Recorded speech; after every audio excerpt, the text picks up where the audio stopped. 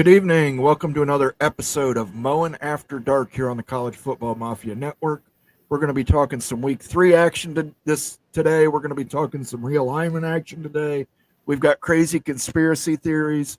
If you are a member, make sure you throw those tinfoil hats up in the chat. You've got the access to that emote. I want to see those tinfoil hats. I want to welcome in my co-host, Rock and Rant, and special guest, Immaculate. Rock, you start. How you doing?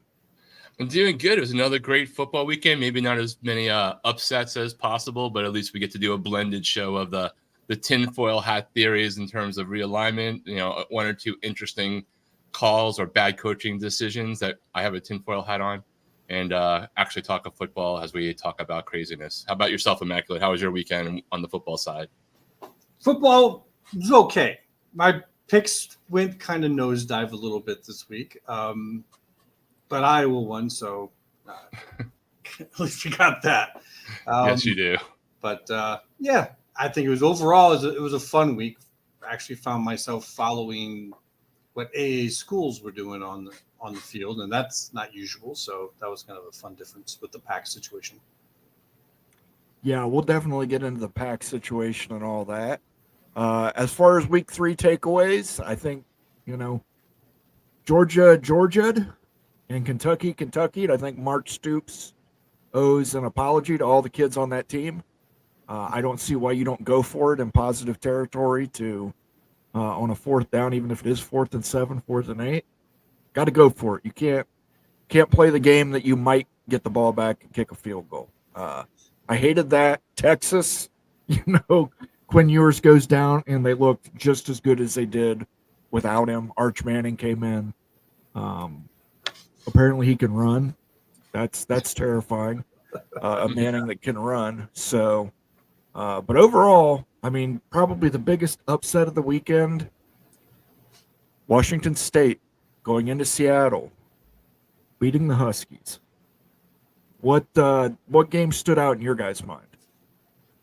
That one for sure. I mean, I was wishing Washington State all the best wishes in the world, as I will do, one, because of what's happened to them, and two, because I have to thank them for Cam Ward every single day this season, apparently. And, all thoughts and prayers to our fellow co-host Pickles and Becky Go Huskies. But it just, a lot of people, I think, actually picked them to cover that game, and they won outright. So that was an interesting game, and I couldn't agree with you more. I thought what Mark Stoops did there was reprehensible coaching decision. Trying with that game and that defense being so tight to not go for it when you're on plus side territory and assume you're going to get the ball back when you haven't been able to score at all. I thought that was pretty much one of the most chicken shit coaching decisions I've seen recently. What about yourself, Immaculate? Well, you're not going to like the one I say, but to me, the one that really stood out was the Notre Dame game. I even went so far as to pick Purdue because I just it's like, oh, maybe Notre Dame's not as good as everyone thought.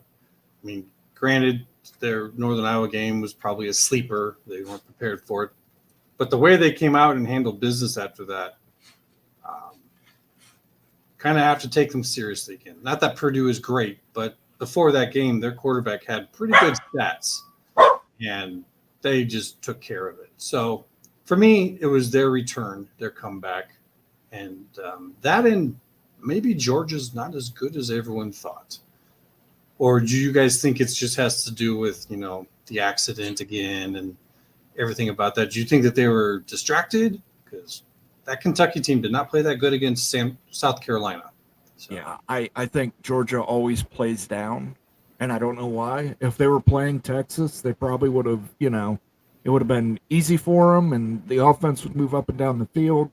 For some reason, the last 3 seasons, Georgia has always played down to opponents. Yeah, I think they could have had a little bit of distraction with could somebody just get those guys an Uber account and put your cars in the garage for a while? Just hire some drivers, like your own. Just like, geez. I mean, yeah. NIL, there's got to be an endorsement deal there for the team, right? And then you can still live in luxury. But, they might have also just looked past Kentucky because Kentucky got their butts whipped by USC East there the week prior, and maybe they don't have a lot of respect for South Carolina, and just maybe they'll just look past into some tougher games there. But I don't know. We're still in that part of the season where it's hard to completely extrapolate where you think a team is based off of who they've recently played. But we're starting to get to the point where we can start to make some assumptions about some teams that are clear-cut decisions there, and everybody else will start to fall in. But yeah, I was pretty surprised by that game and more just disappointed by the outcome in terms of not giving that team a shot with Kentucky to see if they can convert. Let's say hello to some people in the chat. Let's start off with Ricky Tungate, who gifted 1 membership to the College Football Mafia. Thank you, Ricky. And 1939 national champions, you are gifted that membership. Make sure you thank Ricky in the chat if you are here. I don't know who the 1939 champions were, but definitely make sure you thank Ricky. Ricky, we appreciate you and your continued generosity. You're killing it for us, dude. You're a rock star. Let me do a milkman. I am the milkman. My milk is delicious. That's for Wild You. We're going to say some hi to some people, and then we're going to get right into the ACC Realignment conspiracy theory. Bo Weevil's here in chat. Good to see you, Bo Weevil. He says, go Clemson. Clemson has bounced back. Stormy Cyclone says, hi, guys. Good to see you, Stormy Cyclone. What's up, Stormy?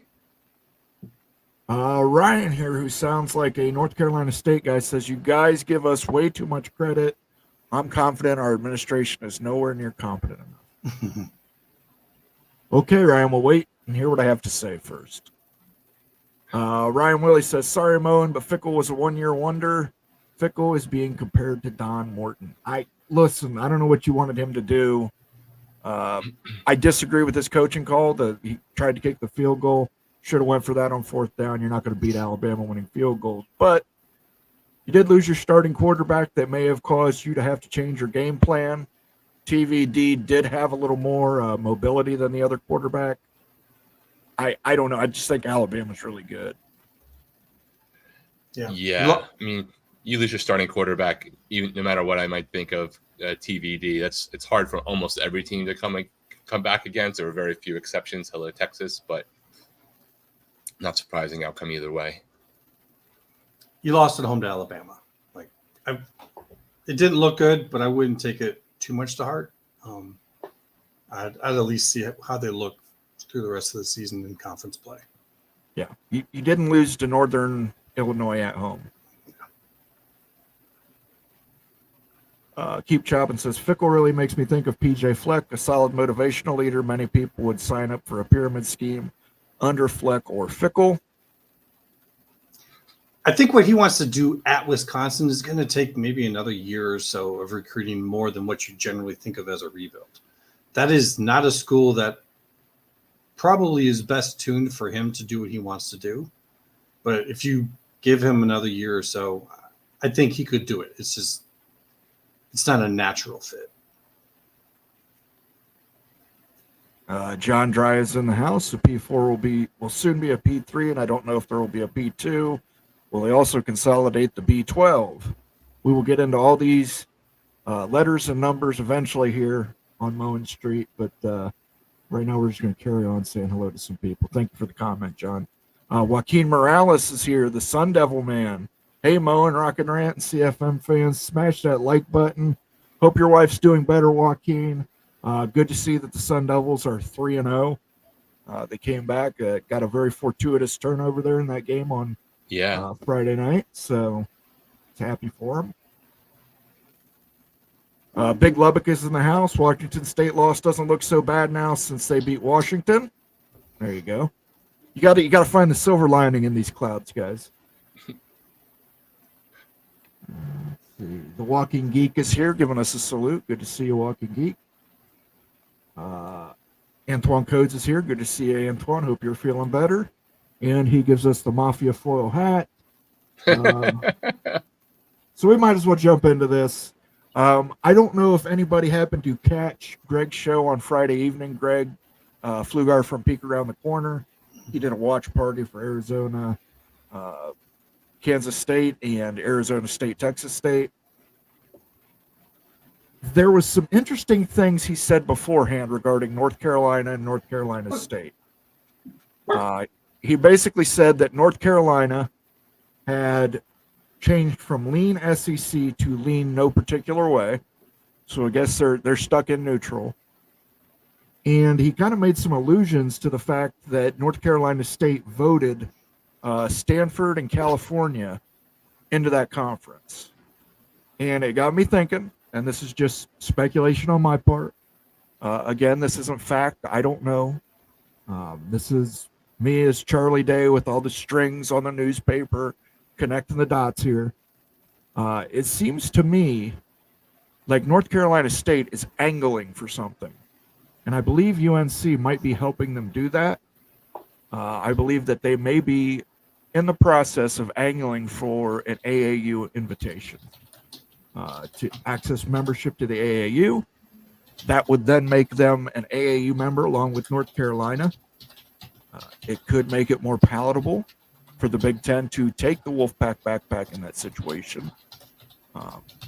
Definitely the Big Ten wants North Carolina. North Carolina's been deemed target number one.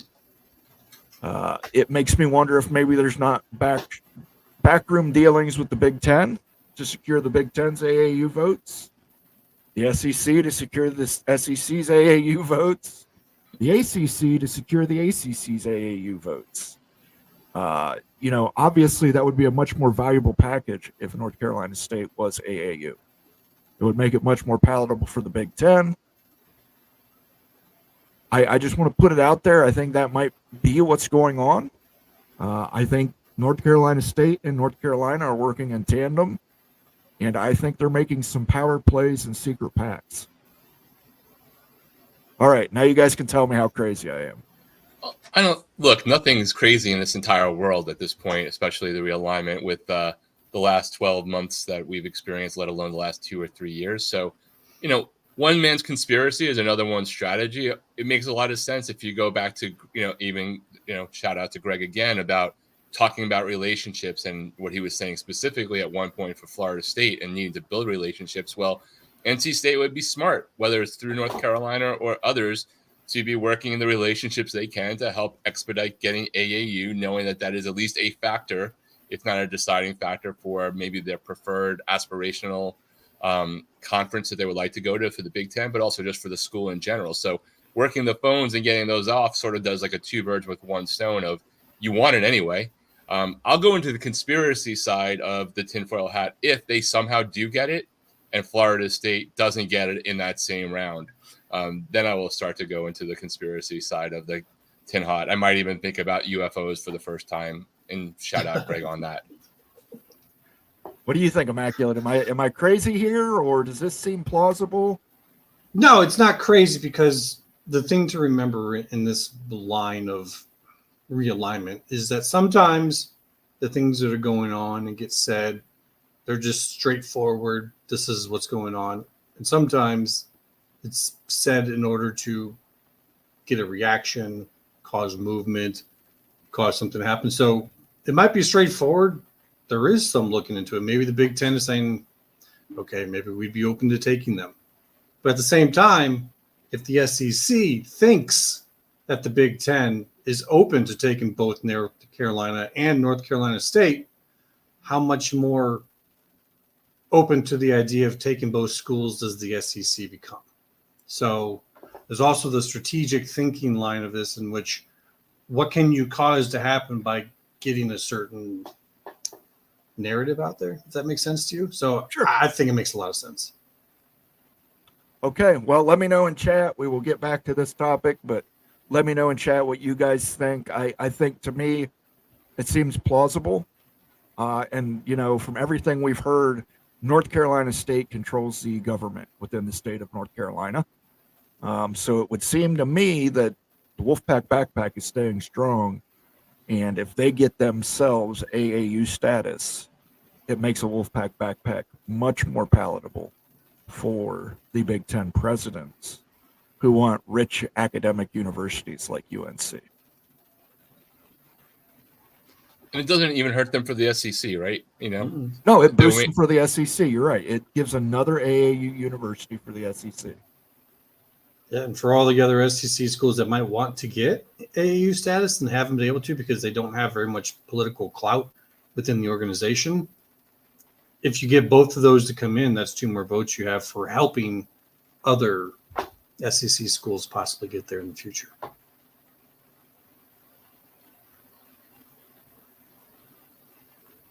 All right, let's keep going on here. Illini Ted says, hello, guys. Good to see you, Illini. Mick Stevens, good to see you, Mick. Nice cowboy hat. Texas has combined UTSA with the UT Medical and Research Center in San Antonio. They think that combo should get AAU status next and would have around 45,000 total students. Certainly possible. Yeah. I don't know what that does for UTSA in terms of how high he's thinking with that. I know they're being thrown around a lot right now with the Pac, so we'll see. Yeah, I mean, the thing with all these AAU things is it's not like the election. It's every 4 years. It could be this coming year, or it could be in 7 or 9 years. Like it could be they admit 1, 2, 3, the next 3 years in a row. There's literally no rules about how that happens, and history doesn't show a distinct pattern.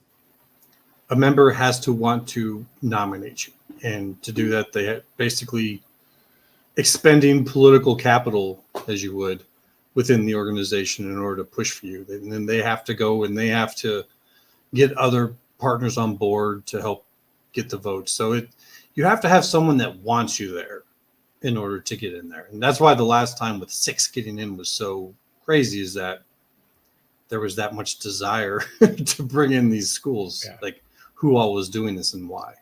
And it followed another fairly lengthy but not historic gap in time between doing it. It's almost like they had to catch up. But I think there were some political strategic things there of who came together at when. I'm going to be off by few schools, but you're essentially talking getting up to 65, 70 schools over 100 years, right? Is roughly the math, somewhere around there, give or take. So Lots of horse trading going on. Lots of secret handshakes, ceremonies and white robes. I think it's all going down.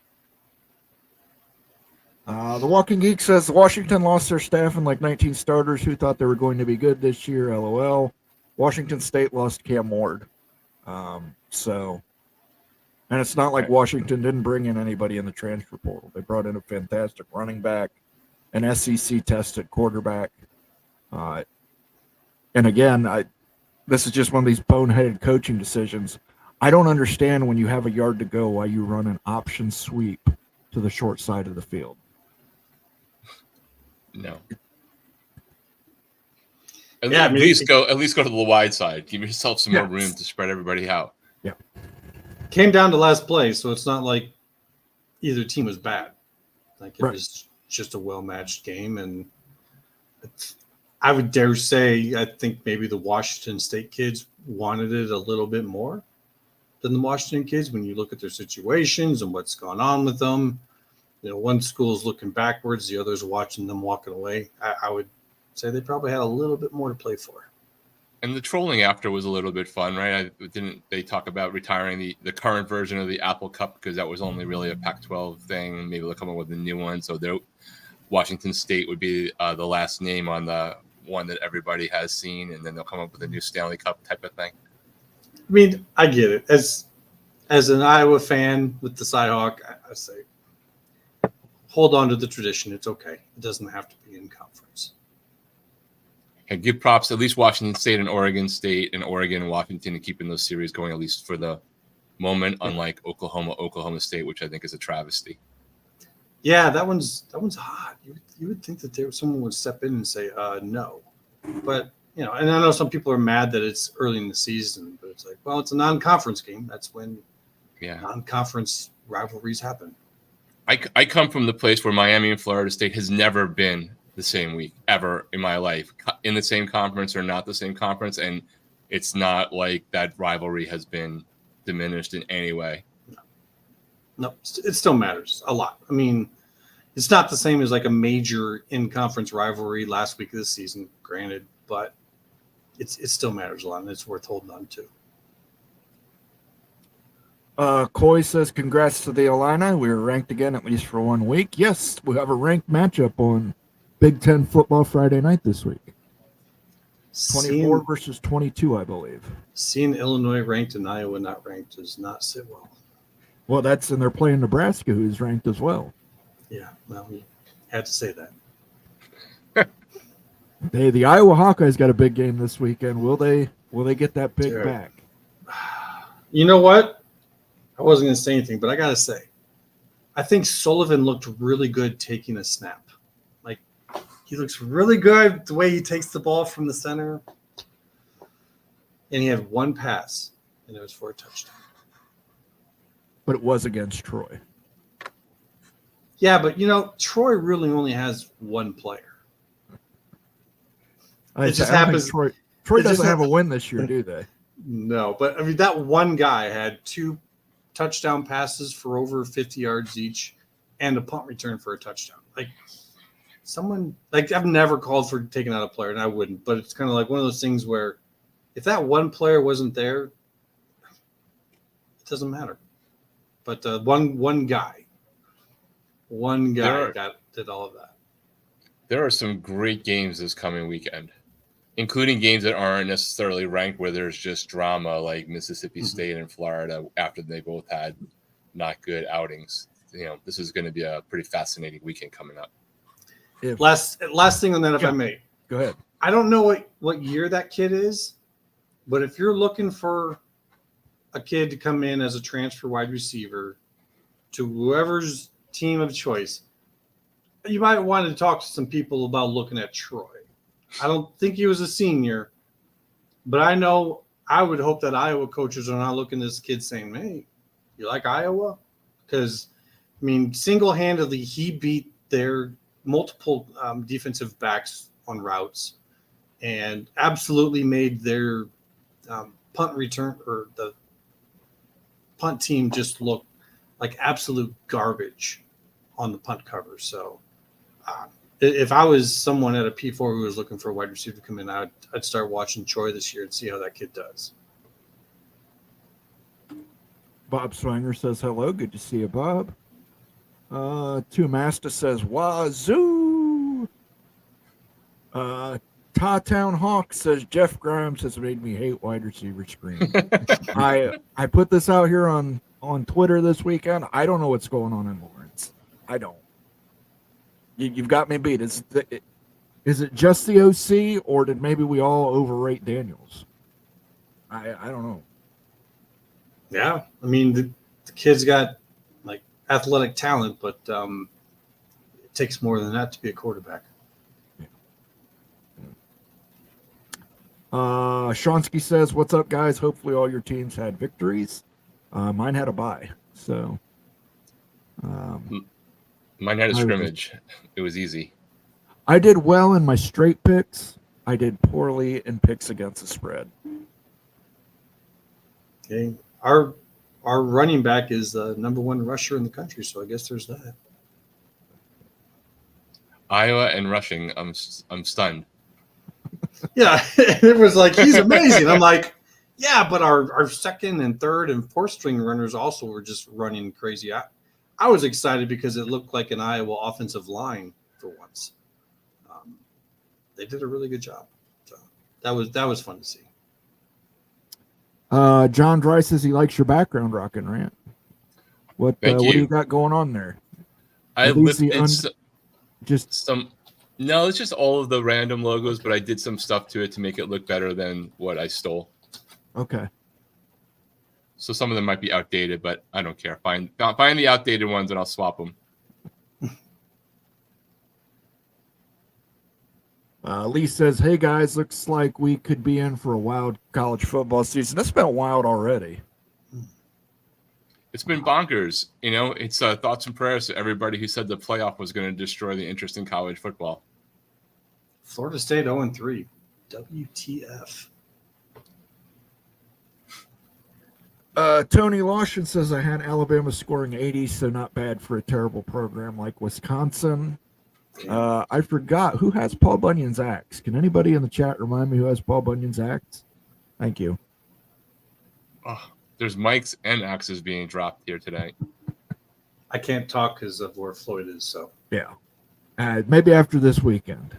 Kenneth Maynor says, is Cal going to beat FSU next weekend? The story after realignment writes itself. If I had to pick right now, I'd pick they do. Yeah. I'm staying the hell away from that game. I'm not picking Florida. I might not pick Cal, but I'm not picking Florida State again. I think I was leaning towards picking Florida State because I didn't want to be called like a troll and just a hater. But it has cost me my faith in developing friendships with people like Carrie and JD and Jen. Made me make bad life decisions in the last week or two on Florida State. Yeah, well, luckily, I don't think we're going to have to worry about picking Florida State again. I don't, in terms of the one competition that we're all involved in. I think our host is not going to be using them anymore. So, I will say this: I've lost enough money on Florida State this season that I wouldn't pick them to beat their meat with two hands in an instructional video. It's how do you become? What is he, a 6th year senior, 5th year senior quarterback? And we can find footage of him years ago where he was much better than he is now. I don't know if it's just going from organization to organization. He's just kind of got a little mixed up, but he is degressed. It's kind of sad to see. Well, the question there to me, right, is not so much, obviously DJ had a good year last year and put himself on the radar, but did, FSU staff just completely miss their evaluation in terms of like the right fit for their offense with him, and now this confidence is clearly just completely shot and, sailing balls that I could probably make the connection on. Wasn't there a case they were looking at someone else, and I don't remember who, but someone else, another team got that person, and so then they went with DJ?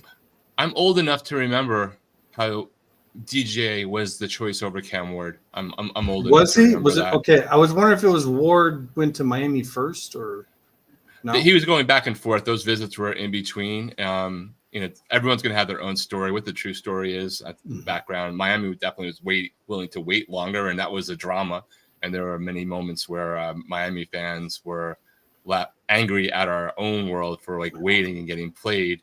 Looks brilliant now. And ain't nobody saying that now. Looks brilliant now. That's two entirely different pathways that those programs are going on right now. They find that fork, and it's not just the offense. The defense, correct. You cannot let Memphis score 20 points on you.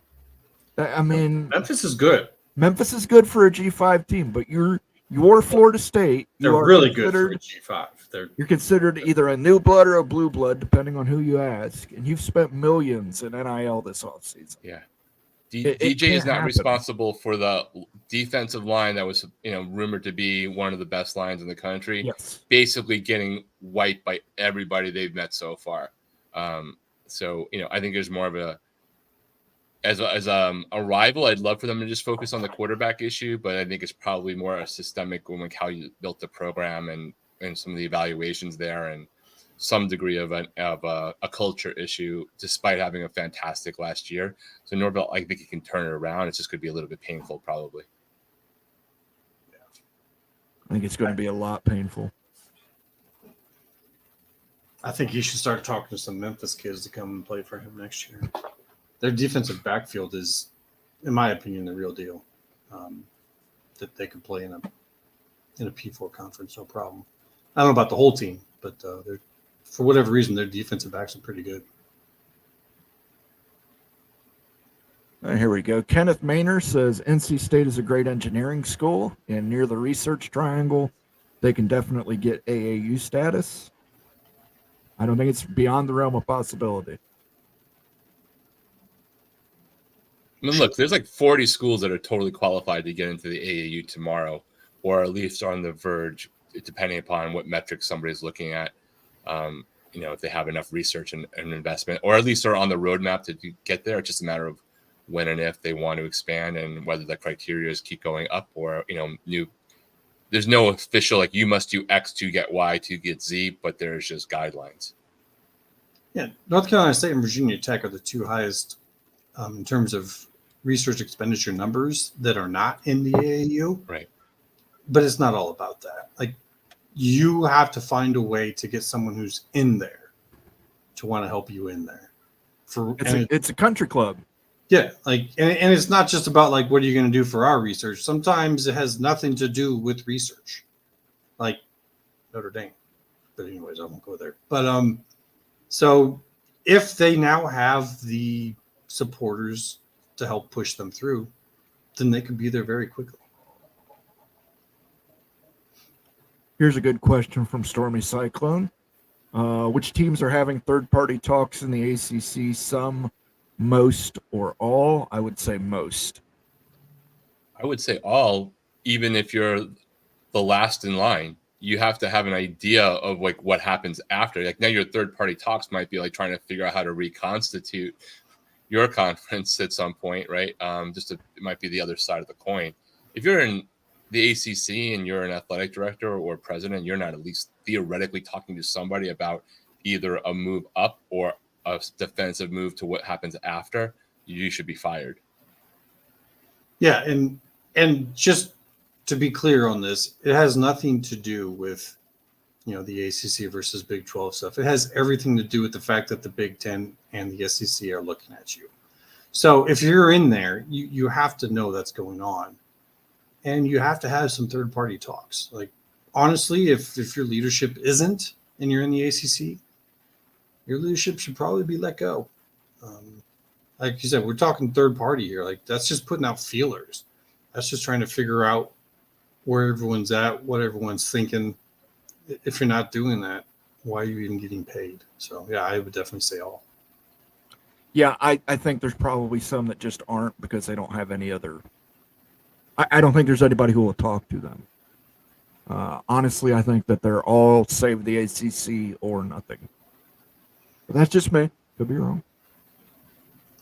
Well, even then, like you reach out to the Big 12. You reach out. Some of them might be reaching out to the Pac at this point. I mean, it doesn't mean like we want to go there. It's just right. What are you guys doing? What are you guys thinking? What do you guys want to be? I mean, you just kind of want to know. So sometimes it's just information finding. Tony Lawson brings up a great point. North Carolina State sells out their home games. That's something helpful. Unlike UCLA. And they have a great athletic department, like across the board. Like if you're coming in there and, some of these, like going in the SEC, some of those schools that are coming in there, they care about the entire lineup, not just how you do in football. So I think North Carolina State would be a great match there. And also would be helpful with Big Ten with some sports that they don't pay as much attention, like baseball. So I just think people don't talk about it much because they think of North Carolina when they think of the state of North Carolina. But North Carolina State has plenty of potential. Yeah, let me ask you guys a question. Is North Carolina valuable enough to take the Wolfpack backpack? Let's say North Carolina State agrees to come in at a half share. To the Big Ten? To either conference, Big Ten, SEC. Yeah, I think so. I think that when you look at them and you look at how many credits did they get this year in basketball, they were in the – how far did they get? Was it the Final Four? Final Two? Something like – I mean, they're there in basketball. They're there in all other sports. In football, you put them on an even playing field now with either the Big Ten or the SEC in terms of money, in terms of coaches, in terms of all of that. I don't see why they couldn't even be an upper half team. Why not? Yeah. My take would be it depends, right? It depends upon whether you really believe you cannot get North Carolina by itself without taking them as a backpack. And who do you miss out on if for some reason you're hitting your cap? And what is that blended rate? Like, I think you have to really believe that North Carolina is completely stuck to NC State and that you aren't going to miss out on somebody else because you've hit whatever cap that might be for your conference, 18, 20, 22, 24, to really make the decision. In a zone of doubt, maybe you just roll the dice because you just want to get that premier brand. But the question is North Carolina going to be, not California, like California let their two split, or are they going to be the outlier? That's the same sort of question, even to a degree, with UNLV and Reno, Nevada on the Pac-12 side. I was just thinking that myself. It's like people, as the saying goes, don't let perfect be the enemy of good. Don't sit there and say we're only going to do the absolute perfect thing, and then the whole boat misses you and goes by. Do I think either conference really wants both North Carolina and North Carolina State? Probably not. Like not if you could just control the whole situation. But that's not how it is. That's not real life. That's not how it works. And if they've been maneuvered to a point where it's all or nothing, now you're the Big Ten and the SEC kind of having a staring contest, like who's going to blink first? Who's going to be the one that's willing to do that? Because the North Carolina Board of Governors is in no hurry. There's nothing that's forcing them to have to change their mind. So there's really not a whole lot that you can do to leverage them over time, whereas these conferences do have a ticking clock. They're going to have to make this decision eventually. So I think someone blinks at some point in time, and these two probably go together.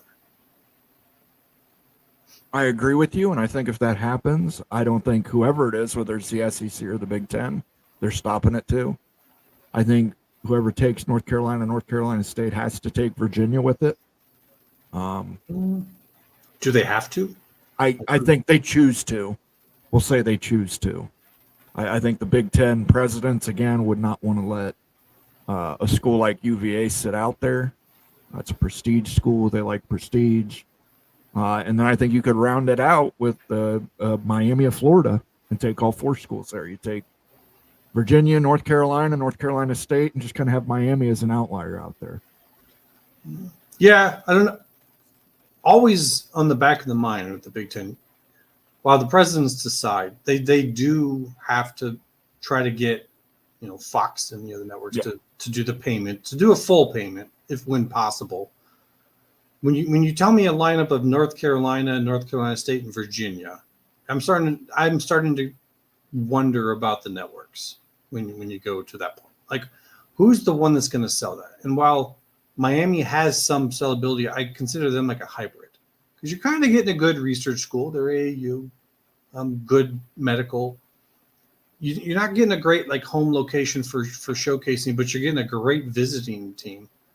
But I don't know if there's a single one in there that really sells it. Whereas like if you were to take North Carolina State, I don't know, Virginia or Miami, and then put it with a Florida State, now you have something that the networks could really chew on. So I don't know. It's tough. It's like how do the networks look at North Carolina? Is that a big win, or is that just kind of like a secondary like brand win? What do you guys think? I don't know. It's tough to. I'm so overhearing about attendance at Miami games. I don't care anymore because I can just look at Florida State, Memphis this past week, and it can just be like, here's my mic. Winning cures everything, right? North Carolina, not sold out, right? I mean, tickets are sold, but they're not necessarily used. I think that everyone collectively weighs individual categories way too much when you have to look at all of the pieces together. And, we'll see. We'll see how Florida State looks the rest of this year. If they're having a bad season, what happens to their TV ratings? If Miami actually looks good the rest of the year, what do their TV ratings look at in addition to the attendance, the AAU, the prestige, the markets?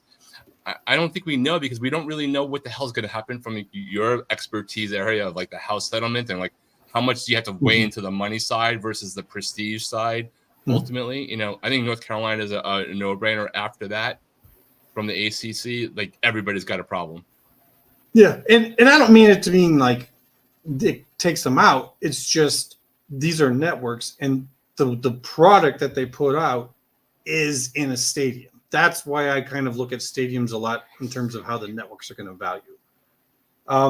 If Miami's going for championships and whatnot, I think they probably even fill that stadium. But what you'll never have there, and this does matter in the Big Ten, is a tailgating type of a culture. Have you been to a tailgate at Miami? Because I have. Like, people say that, and I just at that not the same thing. Like, you can't or? walk from a fraternity house to there. You totally can't, right? But to say there's not a tailgating culture at Miami games is not true. It's a different tailgating culture.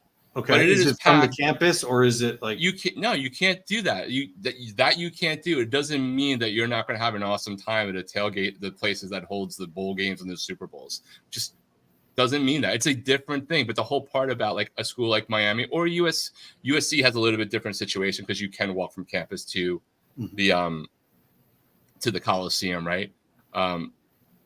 you're part of the attraction is part of the negative, right? Part of it is like having something different, a different market and what have you. And part of it negative is that you don't have that same similar thing that you would have about being able to walk down from a, fraternity row or wherever the park, campus lots and tailgating a certain section near a certain building to then walk to the stadium. So there's definitely a plus and minus on that side for sure. All right, we're going to change topics a little bit here because I know Immaculate wants to talk a little bit about his new friends in the Pac. John Dry jumps in here and says, University of Texas San Antonio to the Pac. So you wanted to talk a little bit about this, Immaculate. Oh. I'm going to give you the floor. What do you think's going on here in the Pac? Are they done? Who are the next candidates? Where do we go from here? Well, first, I was wrong. You guys were talking about the House settlement, how much to pay attention to that. I thought what happened in the hearing meant, great, we didn't get a domino to fall. We're not going to get the chain reaction. This is going to get pushed back. Wonderful. I mean, it was kind of like a letdown. Yeah. And then this Pac situation came up. And then it's like one of those moments you're like, oh, that's right. This is realignment, and it doesn't always make sense. But in this case, just missed it. They have a short period of time. They have to get things figured out by 2026. So now instead of maybe getting the major conference realignment to happen first and then G5 realignment consolidation, I think we're going to get the G5 consolidation first. I do think they're going to do more. When I first looked at this and I was like, okay, they left the Mountain West 8 schools. So, that's still good. And that kind of legally covers them. But that's also not true because Hawaii's only an associate member. So they're at 7. So now the Mountain West also has to expand. Otherwise, they're going to have the same problem that the Pac did and that they're not going to be an NCAA sanctioned conference. So now we have a situation with the Mountain West. What are they going to do? A media guy online saying that maybe the Big Ten, the SEC are trying to push them to not expand with FCS schools. They don't want any more people to be eating at the table, so to speak. But that's their best options. That's Montana. That's Montana State. That's North Dakota State. That's South Dakota State. I mean, compared to what? A New Mexico or a Utah? Yeah, I think you're right there. Those two schools have bigger name brand and recognition of quality football over the last several years, for sure. You give them money, and I've even seen some numbers come out where those 4 schools have far lower subsidization rates within their schools than all the other FCSs. They run basically like FBS schools, which is why they dominate there. It's not even. It's not fair. They should be pulled up so that everyone else in the FCS can kind of fight a fair game. But so we have this starting to happen now with Mountain West now has to re-expand. And is the Pac done at 6? No, because they have to get to 8. And if they don't want to take any more from the Mountain West, now they have to look east. And if you're in a conference like the AAC, you have a deal with ESPN. You have, it's not a compact footprint, but you're in the central and eastern time zones. You don't have it's not too bad. There's plenty of travel that goes on on the east side of the country between those markets. So you're going to wonder, why would just 2 AAC schools agree to go to the Mountain West? You've got these 6 schools who have come together. All of them are going to have voting rights there. They've said it publicly. They are a group.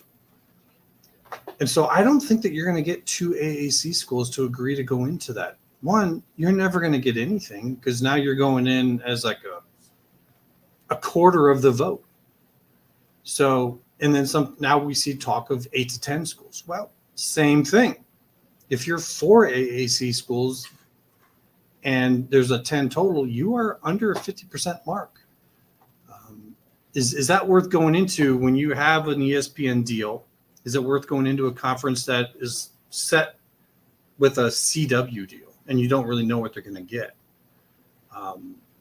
We're looking at Mountain West is going to lose Fox and CBS in 2026. Maybe they re-sign, but now after you've lost your top brands is, are they going to resign? Probably not. I mean, just look at how Boise State had like the sweetheart deal. There was a few schools there that sold it, and the rest were just kind of there for the ride. So you're already now looking at Fox, CBS, and TNT as possibilities in 2026 for the Pac.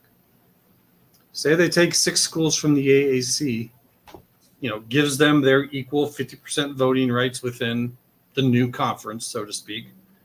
But what does that do for AAC with ESPN? You've lost Houston, Cincinnati, UCF, SMU. And now, you want to go through who would they take? I've seen anything like Texas, San Antonio. Now maybe either a North Texas or a Texas State and a Rice to go with that. Memphis, Tulane, USF, and one more. I think that sets them up to have 3-4 networks actually competing to have a deal with them by 2026. So do I think it's over? Absolutely not. We're seeing the talk of them maybe, wanting to go with 2 or 4 more schools. It's already ramped up and evolved to that. From initially they want 2 schools. Then it was, we're open to more. Now it's 2 to 4 more schools. And I expect those AC schools to understand the position that they're actually in the better position than the Pac schools. They have the leverage. They know the Pac has to have schools by a certain amount of time. They don't have to move at all. So why agree to go to a situation where you don't have kind of an equal position in it? So I think the end goal is 6 more schools from the East, all from the AAC. So that may make some people happy, and some other people start to kind of fear the future. But consolidation requires it, and it might be interesting that instead of CUSA or some other conference that we thought might disappear, it might actually be the AAC. I almost wonder, though, whether this same thing that we think about is happening in reverse for them. Like, clearly, the Pac-12 has to get 2 more, right? They have whatever till June 30th to do it, essentially, for those schools most of them to give notice, like depending upon what their conference bylaws said. Mountain West is July 1st. If you're going to leave, you'd have to do it by June 30th for 2026. But what's happening in the ACC still impacts those guys too in the AAC, right? Because do you go to the Pac-12 in any form, or do you still want to wait? Like the Big 12 doesn't want to completely go to town maybe yet because they want to see what happens in the ACC. The AAC schools, do they want to commit to the Pac-12 and all of that travel when a potentially equal-ish East Coast-based Pac-12 could form and open up slots for them depending upon what happens with the ACC? Though you have that, undetermined time of suddenly could happen next week. Grant rights 2036, sometime between those two, something's going to happen, right? So does that make them stall too, the ones that are the more desirable?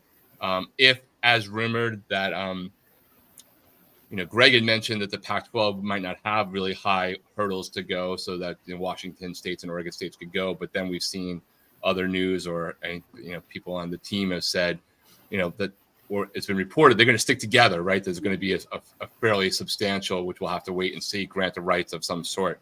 So I just wonder, ultimately, like if there's like both downstream and upstream, Big 12 and Pac-12 and others, the ACC fallout still has to happen for everyone to get to their true number. Yeah, I don't know in terms of the grant of rights stuff. I know people are saying, well, there's going to be this and that. I think not. And I think that based upon the fact that every single one of the schools so far in the Pac, and I mean every single one of them, has had talks with major conferences and has shown that eventually they want to get there. And when you look at these schools out of the AAC, I would probably say a good majority of them want it. USF wants it. Tulane wants it. Memphis wants it. UTSA probably wants it. So when you have possibly the entire lineup, or at least a large majority of it, who would still want to have a window of opportunity open, I actually think that this conference will become more like a gatekeeper where you can get out of it relatively easy. And there's going to be a cost, and there's going to be some guidelines, the amount of time. Like as long as you do it within this amount of time, it's probably going to be pretty cheap. In terms of a gore, I don't know. Is it necessary? It's not necessary in all conferences. I think it's more of a major conference thing when you get to those big numbers. But I say, and in terms of travel, if you take enough, you form up in your two divisions. Most of your gameplay is all going to be in your own division. And then in Olympic sports, you kind of do the same thing. And when you do play the other ones, what they already do is you go on a route, like you play this team and then that team, and then your team comes back and you get it covered in one run. You'll get two of them taken care of. So I think it's entirely possible, but I think for those Eastern schools to want to do it, they need an equal amount. Otherwise, it's really bad for them. It is bad because you are going 2 to 3 time zones with every one of those matchups. So you're going to want to have enough of your own schools in the East to where it's doable logistically. I want to put this out there. Is it possible that the new Pac and a school conference like the AAC reach some kind of accord where they set up as the West Coast division, the AAC maybe gives them a few schools from their westernmost parts, and they play a conference championship game against each other every year? Like an alliance? Like an alliance. I didn't want to say the A word, but I think it's possible, but right now their numbers aren't equal. I think the AAC's at 10, 12 teams. And I don't think that the AAC, otherwise it would have already happened. I don't think that they're really interested in a full up merger, like with, the size it would require, like the entire Mountain West. There's just not enough good high value schools. And that's what I see them doing here. Is like, I think that they picked the 6 number very specifically. Because it doesn't leave the Mountain West with just enough schools to pass, right? So it's less of a legal maneuver, and it's more of like they picked this. If they wanted more, they could have just took UNLV and Nevada and been done, but they didn't. So it feels to me like 6 is their number, and if 6 is what it is in the West, you kind of want to match it in the East. You really. And then maybe in the future you could go bigger if you get more divisions. But if you're going to kind of go with, the divisions in order to kind of curtail travel problems, about the most you could look at in the East is 6. And that's just not really feasible with the merger. And like I said, if you want ESPN involved in what's could be, a 3 to 4 network competition for that conference's television rights, you might need to pull that from the AAC. And that's just kind of the brutal nature of realignment, is that they are in competition. And after that, if you do that, then now you can look to, the Sun Belt or Conference USA, even the MAC, and maybe then have some type of scheduling arrangements. But in terms of it right now, these schools seem to kind of want to create something where they have a good say in it. And I think a merger with the AAC as it is means the AAC schools would dominate it with their votes, with their numbers. And I don't think that the Pac wants to do that. Otherwise they would have did that instead. all right. Let's get to some questions here real quick, guys. We've got maybe about 10 minutes left on the stream. Anything you absolutely positively need to have read, you're going to have to do it as a super chat because I've got about 30 messages selected, and we're going to try and run through them as quick as we can. Keep chopping. Our Rutgers fan says new Pac is shaping up very well. Ryan Willie, the evil badger, says immaculate. If Iowa loses to Minnesota, you'll never hear the end of it from Greg. He's right. That's the only thing we know about the college football season in 2024. And that's the main reason why I cared about the Troy game, because it was like I wanted our quarterback situation to be figured out in that game so that it's ready for Minnesota, because we have to have two of our basically our main 2 rivalries within the first 4 weeks of the year. It's not optimal, but it is what it is. Ryan Willie reminds us the Axis in Madison. Okay, good to know. I asked that to the chat earlier. Tatone Town Hawk. I will get that. Tinfoil hat. Grimes is in the headset dictating where Jalen throws, which is why he has quit looking off safeties, something he has always done previously. I don't know. Maybe it is just COC. Most underrated CFB team so far is Tennessee. I'm not underrating Tennessee. I don't think that they're under. I mean, you can't be in the top 10 and be underrated. I think they should probably be ahead of Missouri. You're not going to get an Iowa fan saying that. I remember the bowl game. Boston College might be the most underrated, even with that loss. You know, to Missouri, they went on the road, big underdog. Yep. Like they might be legit. Like ultimately, despite that loss. Yes, fortunately, they covered the spread. They did, although they tried not to. Stormy Cyclone says Rocket Ranch seems like Cam Ward was the best porthole pickup. QB. I mean, so far, you know, we the competition is going to come up a little bit, but like they've done what they can do against the teams that they should be doing those things to, right? Ultimately, is where we're at, and racking that stuff up in a half and a quarter, a quarter of a quarter is pretty impressive. Real games start now. Notice that I said Florida is not a real game. UGA and U2 should be members. I assume you're talking about the AAU. Again, this is why it's good to have people in your conference who are AAU members and have relationships with people out of your conference that are AAU members. If North Carolina State and North Carolina are doing what I think they're doing, they're playing all sides against the middle. They're going to ensure that North Carolina State does reach that AAU status. Yeah, you need friends in the country club. You got to have some folks that are willing to go to bat for you, and it's just how it is. So yeah, if there's any reason why those schools would then say, okay, fine, to North Carolina State, it's if the Big Ten wants this thing to break free, they might help North Carolina State get it as like reaching out to the SEC. They're trying to be friendly. Like it may not just be about getting them in the Big Ten. It might be to help clear this thing, to get this thing moving. Because right now, even with this being said, I don't think that I don't think we're close.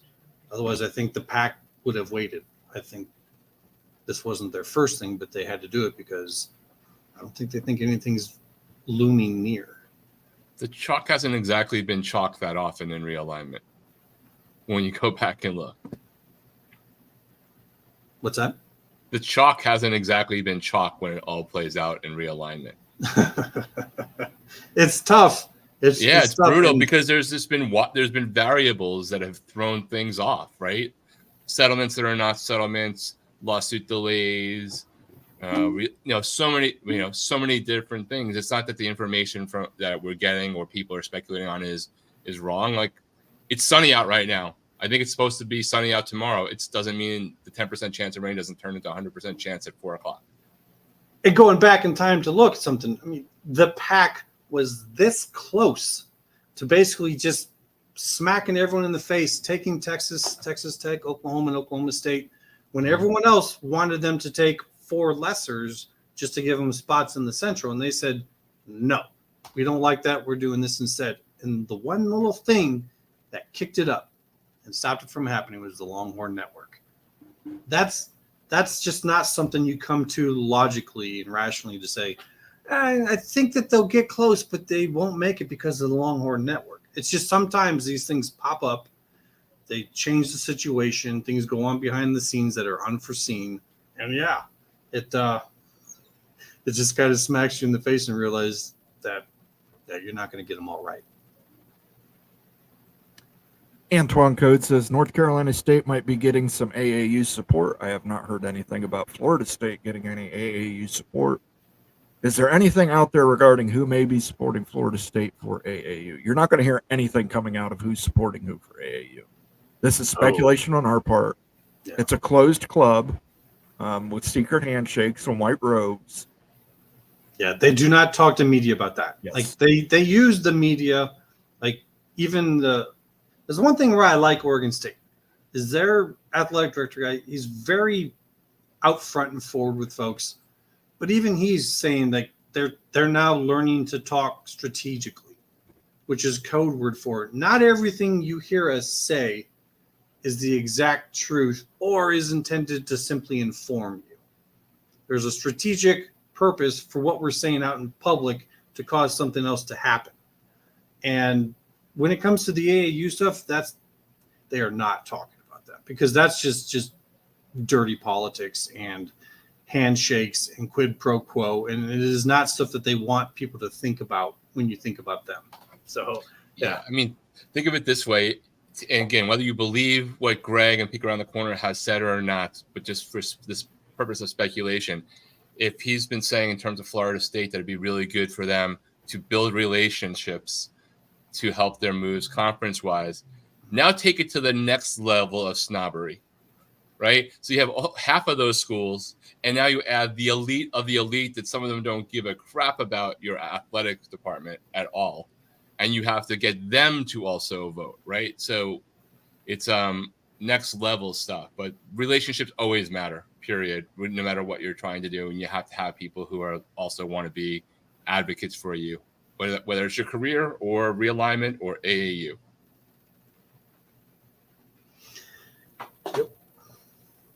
Doc Gibbs, North Carolina State guy here. North Carolina State is pending to get AAU status. That's why State flipped to support Stanford into the ACC. Please support our AAU bid. Stanford, Cal would also be helpful in that. They're also an AAU member. Cal is the gateway to the entire California University, which right now, I think they either have 8 votes or 9 votes themselves. 8 or 9. I think they got a new one, so I think they're up to 9. So the whole Cal and Stanford pact is 10 votes strong. Yeah, it's at least it's Cal, Davis, UCLA, Irvine, Santa Barbara. There's a ton. And Stanford has all the stuff, all the programs, all the connections, everything to get others to vote with them. Because when you look at the likes of Utah and ASU and their rise in research, I've seen people say it's largely due to Stanford. They get in way more work than they can do themselves in their labs. So they have, subsidiaries that they pass it on to. And that's basically what Stanford would use to say, hey, we'd like to get these guys a vote. And so then they're passing on their contacts to others. I mean, that's how Notre Dame got it. Like, if I'm anyone in that conference and I'm saying you want to get AAU, you go talk to Stanford. Why? Look at Notre Dame. I'm sorry, they don't belong. Like, great school, great faculty, a lot of the things they look at. But if you go to the AAU and you look up the reasons why they bring someone in, everything that Notre Dame has is always second or third on the list. So if that's what they want and that's why they voted for Stanford to come in, I say good for you. That is smart, North Carolina State, because that's exactly who you want to start to get in with. If your goal, which as it should be, is to get AAU status as a university. But to be clear, there is no such thing as like a pending situation. There's working towards, but it's not like a level towards aspiration.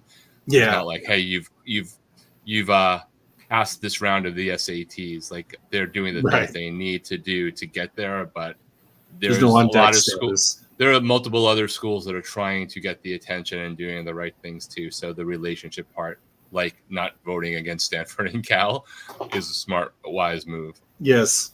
Yeah. Don't vote against them to where they might have their Olympic sports die on the vine. Yeah, that's probably not a good way to get in, because then they'll do everything they can to make sure you never get in. It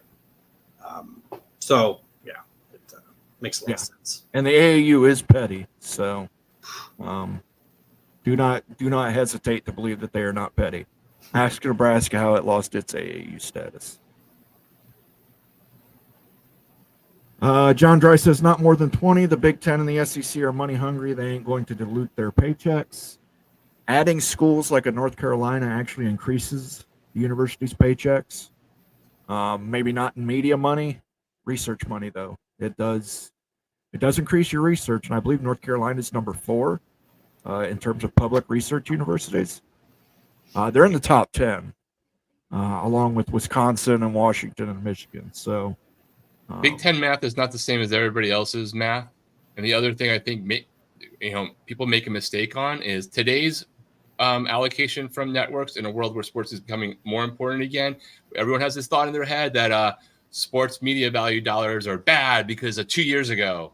But that's not really true. The NBA says hello. It may be true for a conference at a time, but it doesn't necessarily mean in 4 years, the Big Ten or SEC, that the valuations won't actually afford the ability to bring schools that everybody references right now as quarter share, half share, 3/4 shares. You literally don't know until the next negotiation comes up. You just know right now what they can get, not what in 2030 or beyond could be.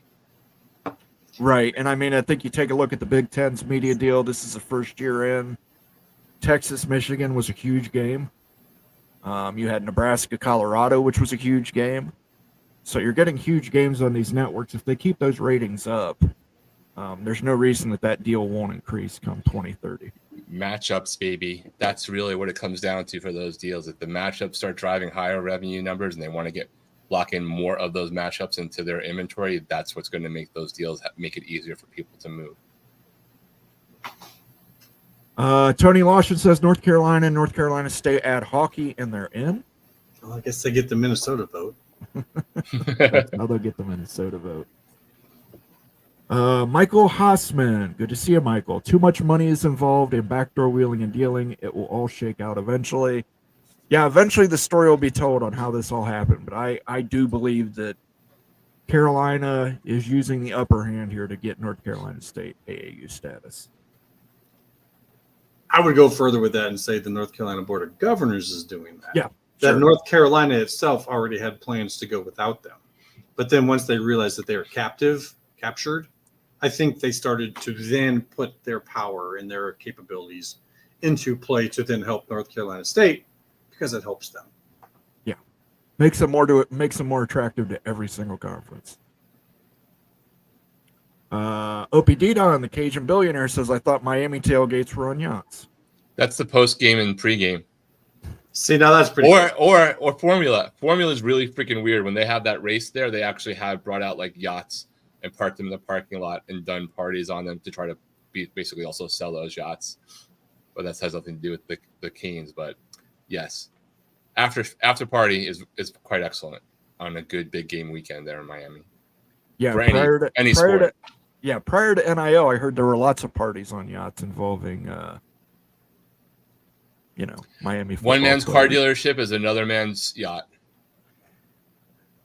And There's a lot of good reasons. Like some of this stuff, people realize like these are individual people that make these decisions, and they get influenced by other individual people who have a lot of money, power, and that's about all it is. The rest of us were just watching.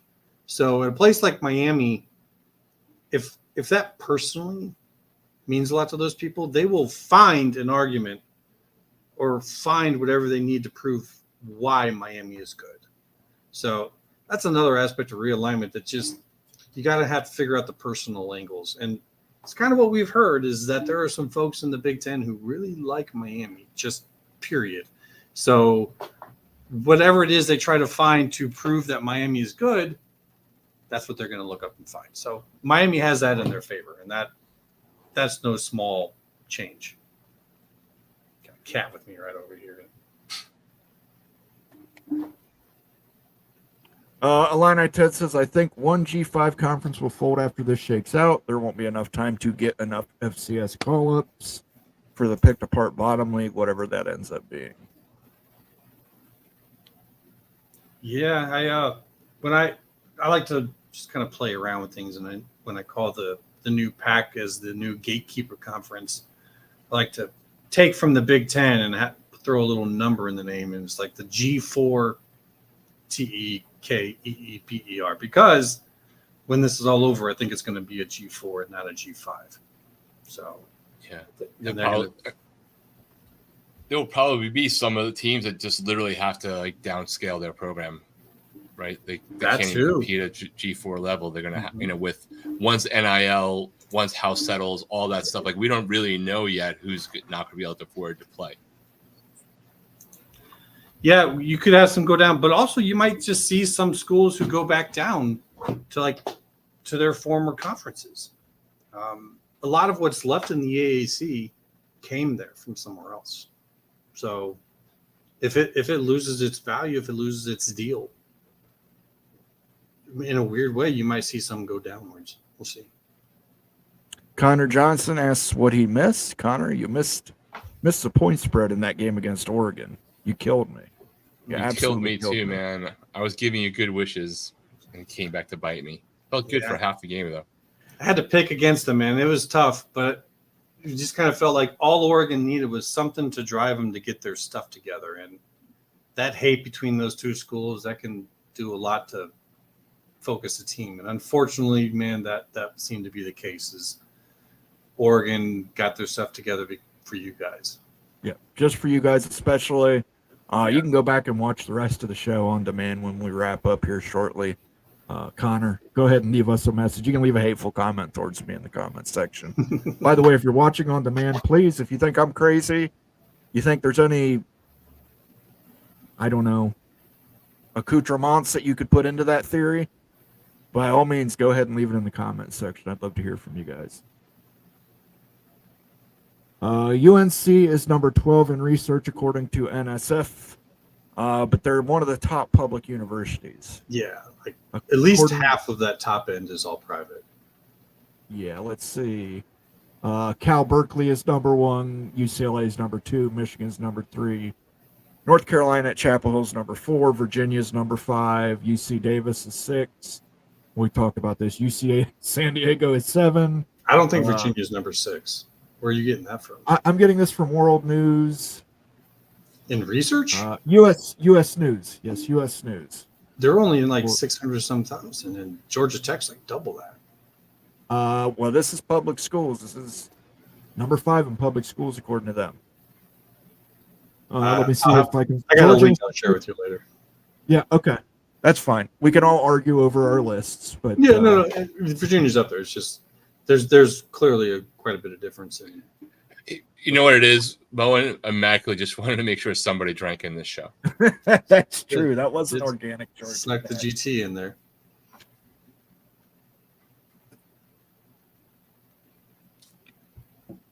All right, but yeah, I do believe you're right though. North Carolina, whether it's that list or the other one, they're right about where you said. I was just kind of shocked by the Virginia one. Yeah, I said I think the Big Ten would take Virginia, but again, was that research or was it like academics overall? The top public schools. Okay, different. Yes, Virginia is rated right there, like you're saying. Yeah. So, I think we're going to wrap it up here. We're going to let Rock and Rant go ahead and say his one for the road, as Sergeant Pickles would say. What do you got for us, Rock and Rant? And just I'm looking forward to getting back into football conversations again. We had some breaking news last week. It seems like there might be a little bit of a pause in the Pac-12, but some big games on tap in the Big 12 especially, but also Illinois, Nebraska, like ranked games all over the place this coming week, and some high-field drama. So good luck to everyone. If you're bored in another half hour, I will be on a Miami Flow show for like 15 or 20-minute segment, and if you want to talk some more college football, probably with a little bit more of a Florida State, Florida, Miami feel, jump on over. But if not, looking forward to all the conference games really kicking in, some of the lesser games going away over the next few weeks. Go ahead and plug your Thursday show while you're at it, Rock and Rant. A lot of people. Yeah, if you've seen Miami Flow guest on with these guys at times, we launched on his channel a national college football show, Miami Flow, on Thursday nights at 9:00, and it's pretty much national college football talk. Some of this stuff we do picks. We have a couple of segments, tiers, and looking back at who's had good weeks and bad. But hopefully, some of you guys might be interested in it. All right, Immaculate. What's your one for the road? Where can these people find you? Oh, well, as usual, I'm just at Immaculate View on X. Quite a few conversations going on. It's kind of expanding. A lot of people are really taking interest in the Pac situation right now and what that could mean going forward. In terms of games coming up this week, honestly, my focus is pretty narrow. It's Iowa, Minnesota. I know there's a lot of other good games, and I'll watch some of them too. But right now, that's where my worry is. But in terms of the realignment world, I think that we're actually going to get answers for this sooner rather than later. I do expect the narrative to continue to strategically, as your in-state AD said, strategically expand and evolve. It's all about kind of that political process behind the scenes of how do they come into agreement with the others that they want. So just kind of keep an eye on it. I love to hear what other people have to say on it because it's one of these situations where you only learn more from others when they bring in their opinions. So by all means, look me up, Immaculate View on X, and expect to see a whole lot of chatter about this in the coming weeks. Yeah, and I would just give you a programming note. Tune in tomorrow at 8 p.m. Myself and Becky Go Huskies will break down the week that was in the Big Ten football and take a look at the week that's coming up, including the Floyd of Rosedale Trophy. Tuesday night is Big 12 Mafia.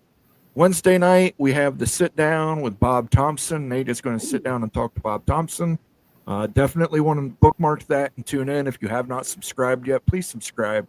Turn on those notifications. Consider becoming a member. And we will see you guys on the next Dusty Trail. Peace out.